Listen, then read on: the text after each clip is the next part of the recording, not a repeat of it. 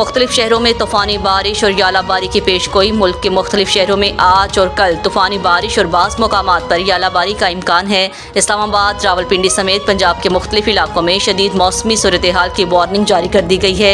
National emergency service centre ने alert जारी कर दिया।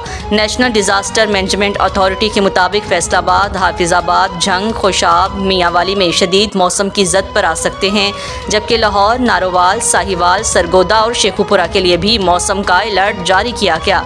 दूसरी जानिब 48 घंटे में खैबर पख्तूनख्वा के मुख्तलिफ इलाकों में बारिश और बर्फबारी का इम्कान, जिससे पहाड़ी इलाकों में लैंडस्लाइडिंग और बर्फानी तोदे गिरने का खदशा है।